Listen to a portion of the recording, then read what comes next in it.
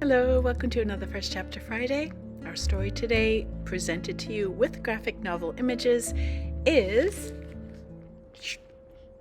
Warriors, the Into the Wild. There's a whole bunch of series by this author, Erin Hunter, and this one I believe is the very first of all the series. Okay, so prologue. A half moon glowed on smooth granite boulders, turning them silver. The silence was broken only by the ripple of water from the swift black river and the whisper of trees in the forest beyond. There was a stirring in the shadows, and from all around, lithe, dark shapes crept stealthily over the rocks. Unsheathed claws glinted in moonlight. Wary eyes flashed like amber. And then, as if on a silent signal, the creatures leaped at each other, and suddenly the rocks were alive with wrestling, screeching cats. At the center of the frenzy of fur and claws, a massive dark tabby pinned a bracken-colored Tom to the ground and drew up his head triumphantly. "Oakhart!" the tabby growled. "How dare you hunt in our territory? The Sunning Rocks belong to Thunderclan.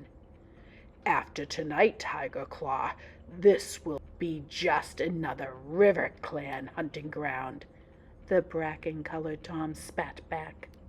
A warning yowl came from the shore, shrill and anxious. "Look out! More River Clan warriors are coming!" Tiger Claw turned to see sleek, wet bodies sliding out of the water below the rocks. The drenched River Clan warriors bounded silently up the shore and hurled themselves into battle, without even stopping to shake the water from their fur. The dark tabby glared down at Oakhart. "You may swim like otters, but you and your warriors do not belong in this forest." He drew back his lips and showed his teeth as the cat struggled beneath him. The desperate scream of a Thunderclan she-cat rose above the clamor. A wiry River Clan Tom had pinned the brown warrior flat on her belly. Now he lunged toward her neck with jaws still dripping from his swim across the river. Tiger Claw heard the cry and let go of Oakhart. With a mighty leap, he knocked the enemy warrior away from the she-cat. "Quick, Mousefur, run!" he ordered, before turning on the River Clan Tom, who had threatened her. Mousefur scrambled to her paws, wincing from a deep gash on her shoulder, and raced away.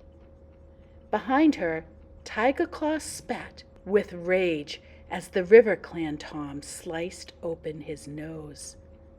Blood blinded him for an instant, but he lunged forward regardless and sank his teeth into the hind leg of his enemy. The River Clan cat squealed and struggled free. "Tiger Claw!" The yowl came from a warrior with a tail as red as fox fur. "This is useless! There are too many River Clan warriors!" "No, Redtail! Thunderclan will never be beaten!" Tiger Claw yowled back, leaping to Redtail's side. "This is our territory!"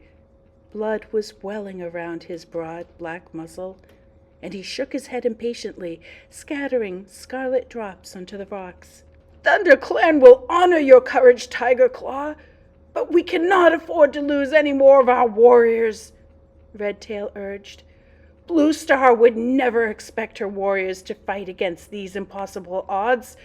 We will have another chance to avenge this defeat."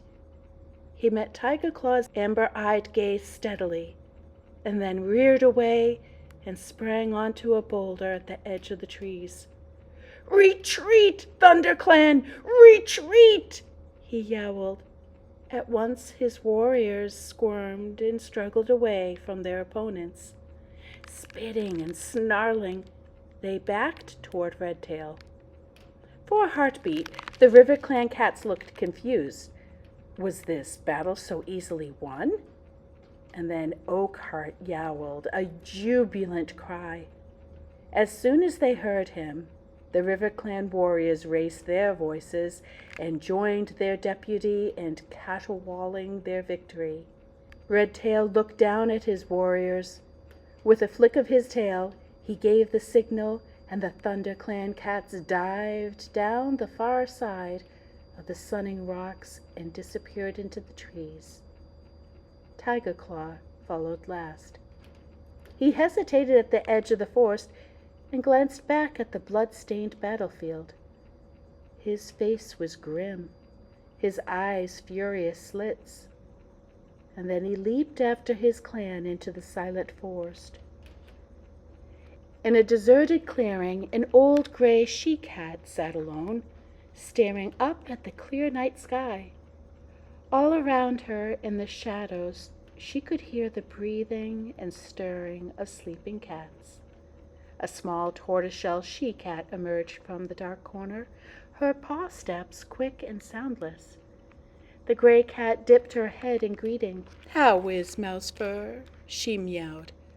"Her wounds are deep, Blue Star," answered Tortoiseshell, settling herself in the night-cool grass. "But she is young and strong.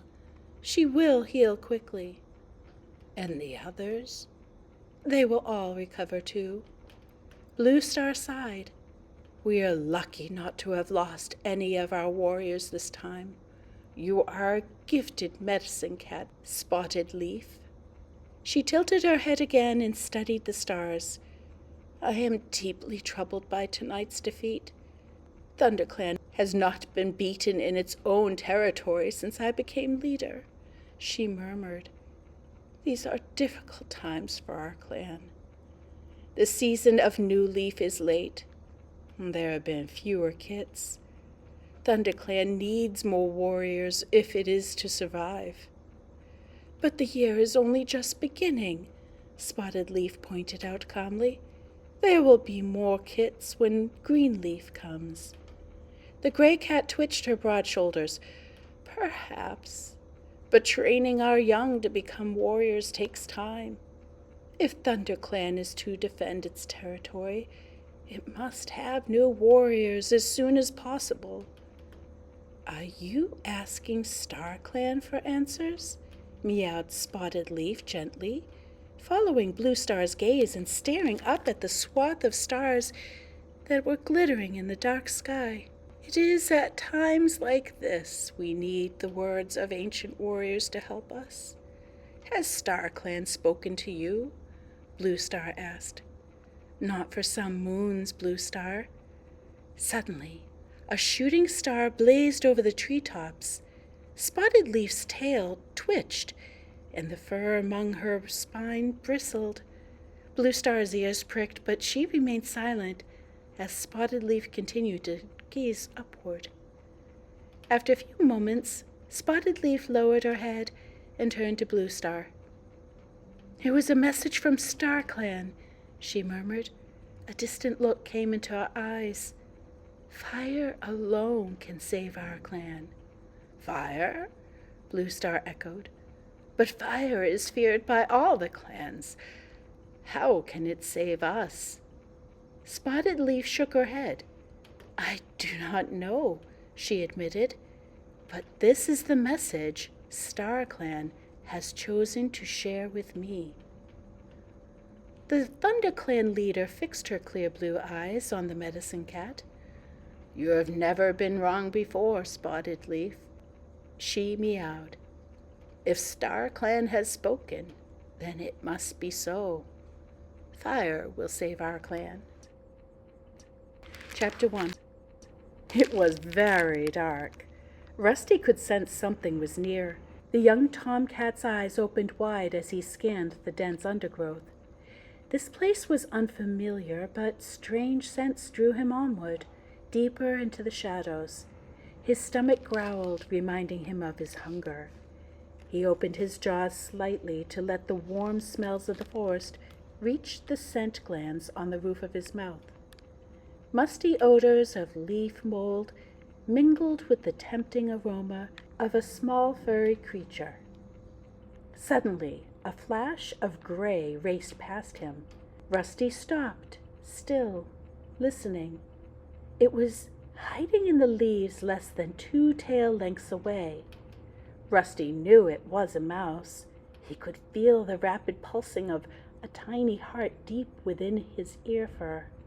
He swallowed, stifling his rumbling stomach. Soon his hunger would be satisfied. Slowly he lowered his body into position, crouching for the attack.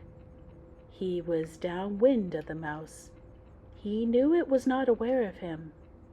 With one final check of his prey's position, Rusty pushed back hard on his haunches and sprang, kicking up the leaves on the forest floor as he rose. The mouse dived for cover, heading toward a hole in the ground, but Rusty was already on top of it. He scooped it into the air, hooking the helpless creature with his thorn-sharp claws, flinging it up in a high arc onto the leaf-covered ground. The mouse landed dazed but alive. It tried to run, but Rusty snatched it up again. He tossed the mouse once more, and this time a little farther away. The mouse managed to scramble a few paces before Rusty caught up with it. Suddenly a noise roared nearby. Rusty looked around, and as he did so, the mouse was able to pull away from his claws. When Rusty turned back, he saw it dart into the darkness among the tangled roots of a tree. Angry, Rusty gave up the hunt. He spun around, his green eyes glaring, intent on searching out the noise that had cost him his kill. The sound rattled on, becoming more familiar. Rusty blinked open his eyes. The forest had disappeared. He was inside a hot and airless kitchen, curled in his bed. Moonlight filtered through the window, casting shadows on the smooth, hard floor. The noise had been the rattle of hard, dried pellets of food as they were tipped into his dish. Rusty had been dreaming. Lifting his head, he rested his chin on the side of his bed. His collar rubbed uncomfortably around his neck.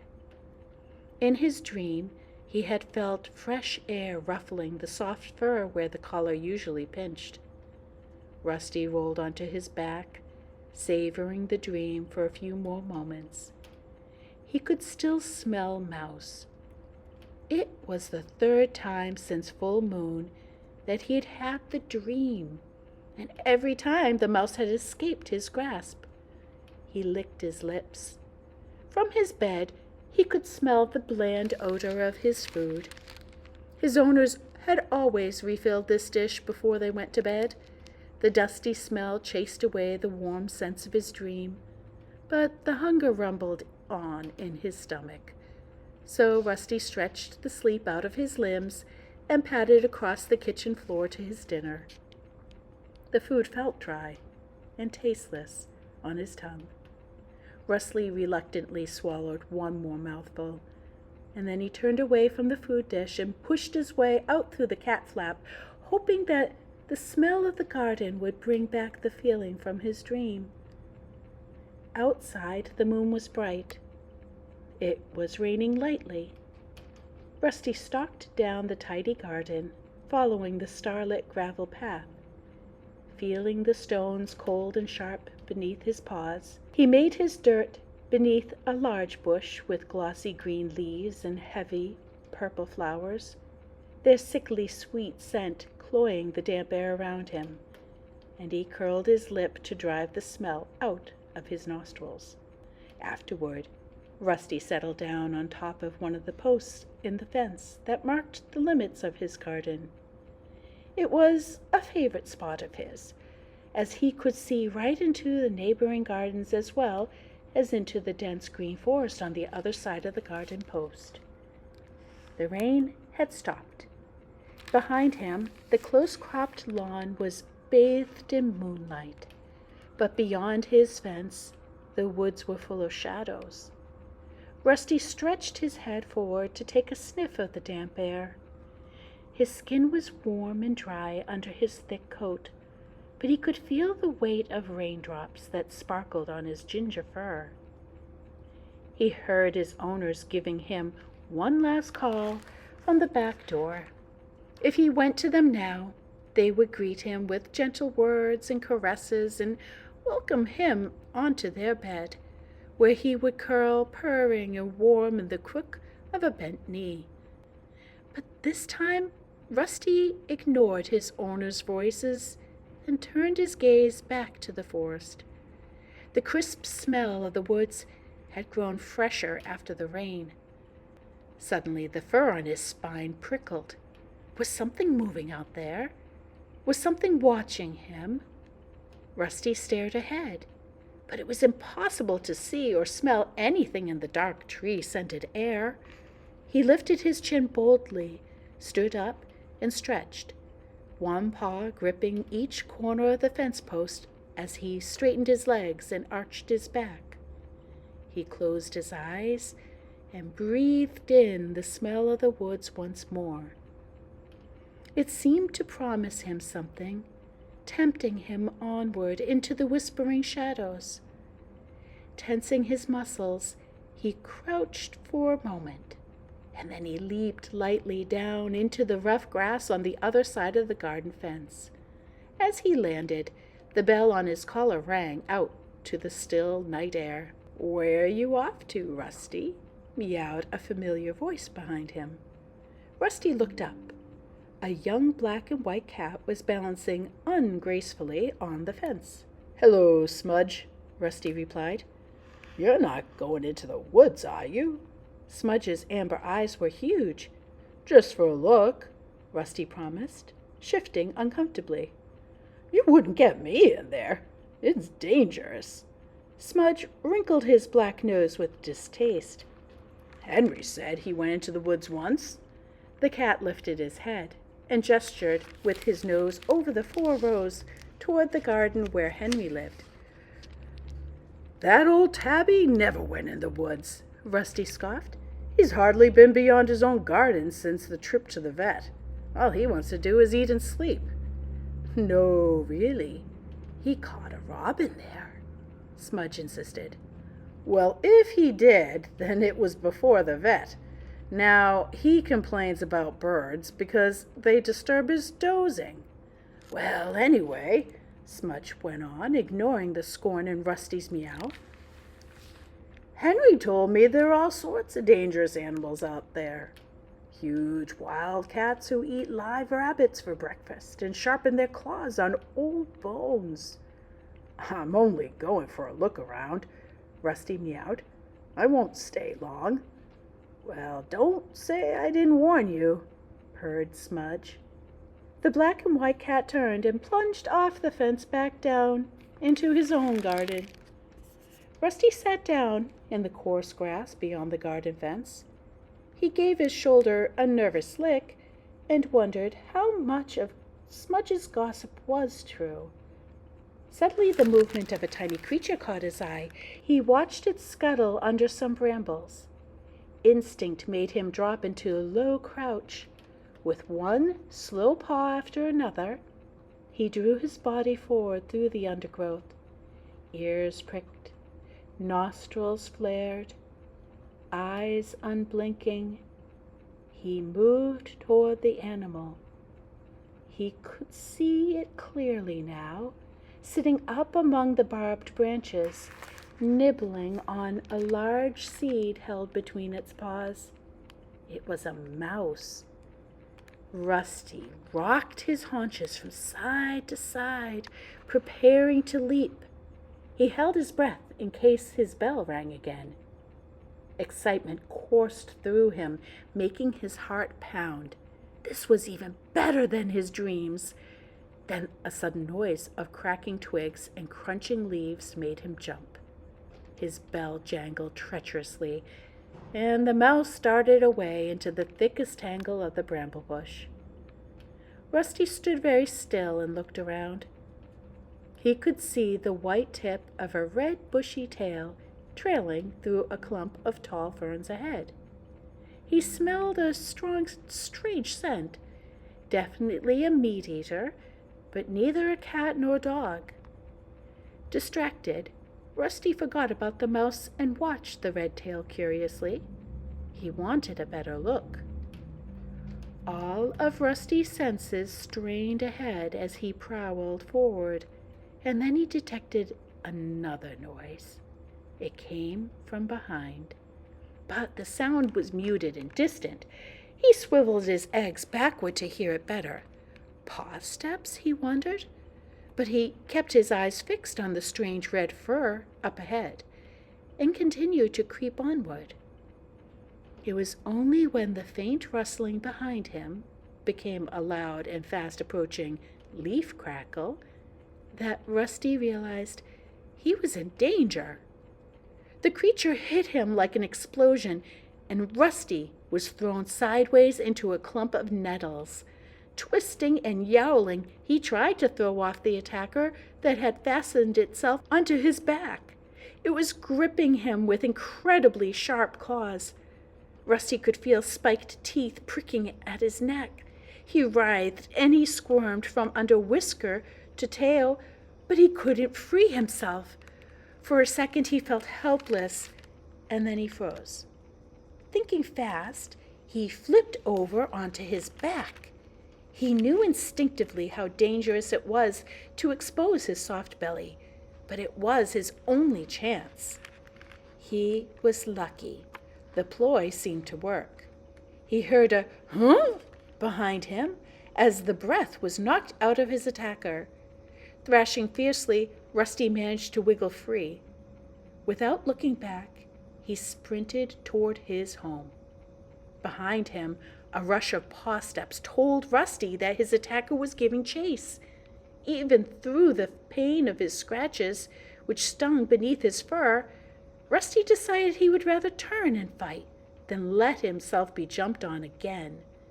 He skidded to a stop, spun around, and he faced his pursuer.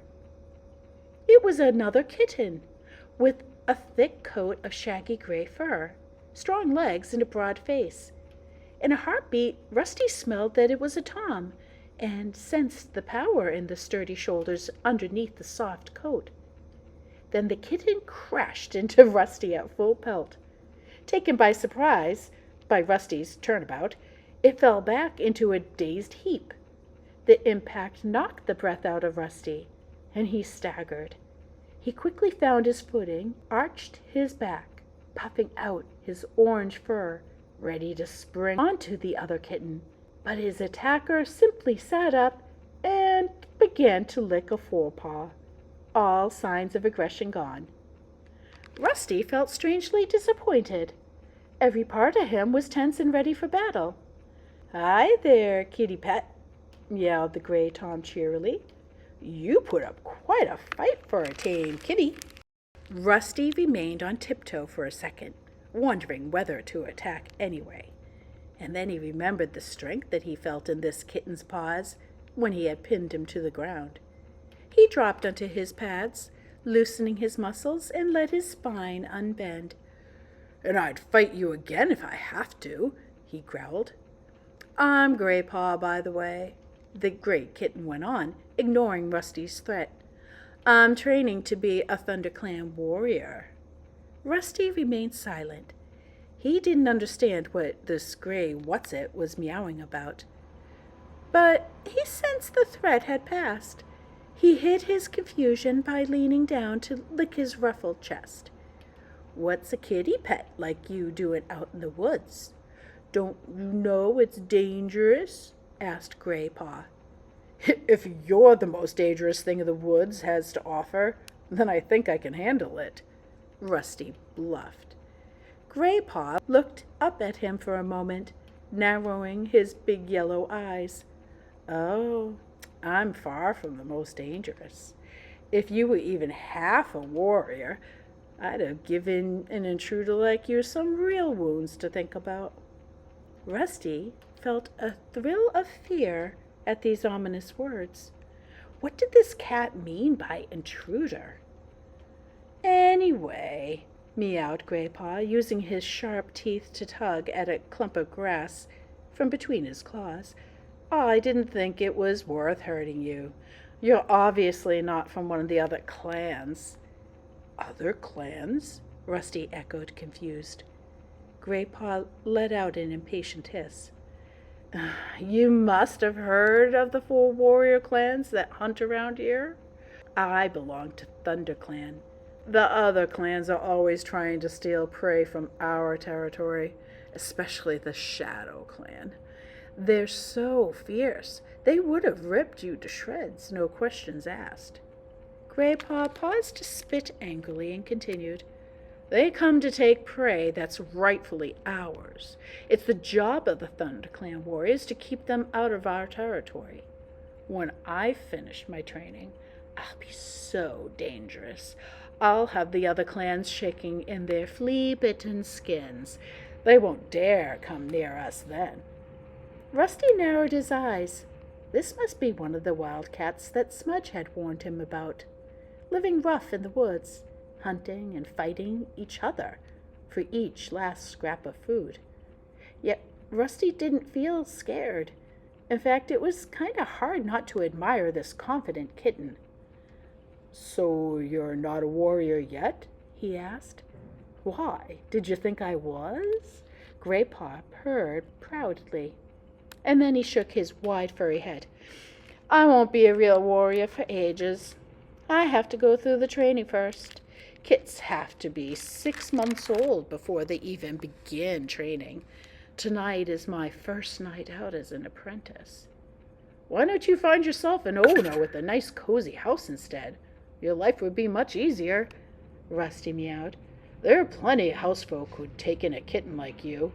All you have to do is sit where they can see you and look hungry for a couple of days. And they'd feed me pellets that look like rabbit droppings and soft slop, Graypaw interrupted. No way. I can't think of anything worse than being a kitty pet. They're nothing but 2-legged toys, eating stuff that doesn't even look like food, making dirt in a box of gravel, sticking their noses outside only when the 2 legs allow them. That's no life. Out here it's wild, it's free. We come and go as we please. He finished his speech with a proud spit and then meowed mischievously. Until you've tasted a fresh-killed mouse, you haven't lived.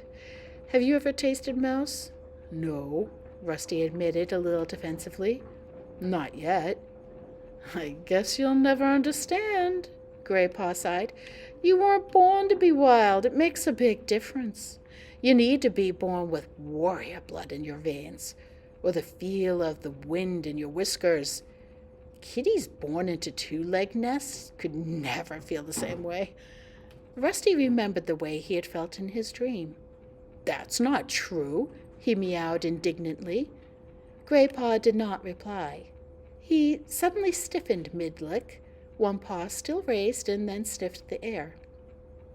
I can smell cats from my clan, he hissed. You should go.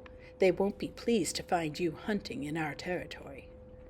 Rusty looked around, wondering how Graypaw knew any cat was approaching. He couldn't smell anything different on the leaf-scented breeze. But his fur stood on end at the note of urgency in Graypaw's voice. Quick, hissed Graypaw again. Run! Rusty prepared to spring into the bushes, not knowing which way was safe to jump. He was too late. A voice meowed behind him, firm and menacing. What's going on here? Rusty turned to see a large gray she-cat strolling majestically out from the undergrowth. She was magnificent.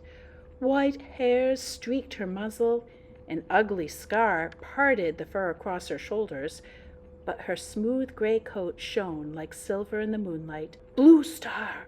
Beside Rusty, Graypaw crouched down and narrowed his eyes. He crouched even lower when a second cat, a handsome golden tabby, followed the gray cat into the clearing. You shouldn't be so near 2-leg place, Graypaw, growled the golden tab angrily, narrowing his green eyes. I know, Lionheart. I'm sorry. Graypaw looked down at his paws. Rusty copied Graypaw and crouched low to the forest floor, his ears twitching nervously. These cats had an air of strength that he had never seen in any of his garden friends. Maybe what Smudge had warned him about was true. "Who is this?" asked the she-cat. Rusty flinched as she turned her gaze on him. Her piercing blue eyes made him feel even more vulnerable. "He's no threat," meowed Gray Paw quickly. "He's not another clan warrior, just a two-leg pet from beyond our territories." Just a two-leg pet? The words inflamed Rusty, but he held his tongue. The warning look in Blue Star's stare told him that she had observed the anger in his eyes, and he looked away. "This is Blue Star. She's leader of my clan," Gray Paw hissed to Rusty under his breath. "And Lionheart, he's my mentor, which means he's training me to be a warrior." "Thank you for the introduction, Gray Paw," meowed Lionheart coolly. Blue Star was still staring at Rusty. "You fight well for a two-legged pet," she meowed. Rusty and Gray Paw exchanged confused glances. How could she know? "We have been watching you both," Blue Star went on, as if she had read their thoughts. "We wondered how you would deal with an intruder, Gray Paw. You attacked him bravely." Gray Paw looked pleased at Blue Star's praise. "Sit up now, both of you." Blue Star looked at Rusty. "You too, kitty pet." He sat up immediately and held Blue Star's gaze evenly as she addressed him. "You reacted well to the attack, kitty pet. Gray Paw is stronger than you, and you used your wits to defend yourself. And you turned to face him when he chased you. I've not seen a kitty pet do that before." Rusty managed to nod his thanks by such unexpected praise. Her next words surprised him even more. "I've been wondering how you would perform out here beyond Two-Leg Place. We patrol this border frequently, so I have often seen you sitting on your boundary, staring out into the forest. And now, at last, you have dared to place your paws here." Blue Star stared at Rusty thoughtfully. "You do seem to have a natural hunting ability. Sharp eyes. You would have caught that mouse if you had not hesitated so long." Really?" Rusty stammered. Lionheart spoke now. His deep meow was respectful but insistent. "Blue Star, this is a kitty pet. He should not be hunting in Thunderclan territory. Send him home to his two legs." Rusty prickled at Lionheart's dismissive words. "Send me home?" he mewed impatiently. Blue Star's words had made him glow with pride. She had noticed him. She had been impressed by him. "But I've only come here to hunt for a mouse or two. I'm sure there's enough to go around." Blue Star had turned her head to acknowledge Lionheart's words. Now her gaze snapped back to Rusty. Her blue eyes were blazing with anger. "There's never enough to go around," she spat. "If you didn't live such a soft, overfed life, you would know that." Rusty was confused by Blue Star's sudden rage, but one glance at the horrified look on Gray Paw's face was enough to tell him he had spoken way too freely. Lionheart stepped to his leader's side. Both warriors loomed over him now. Rusty looked into Blue Star's threatening stare, and his pride dissolved. These were not cozy fireside cats he was dealing with. They were mean, hungry cats who were probably going to finish what Gray Paw had started.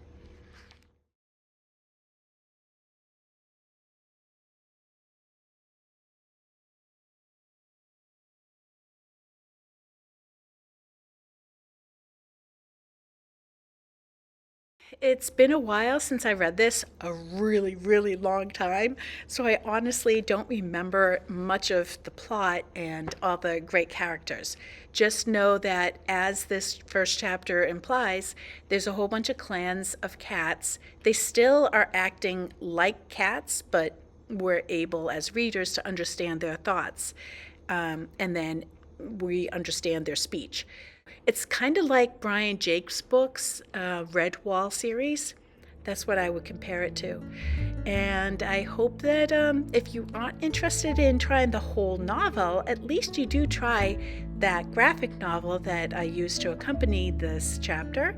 And then maybe that will make you want to read the entire novel.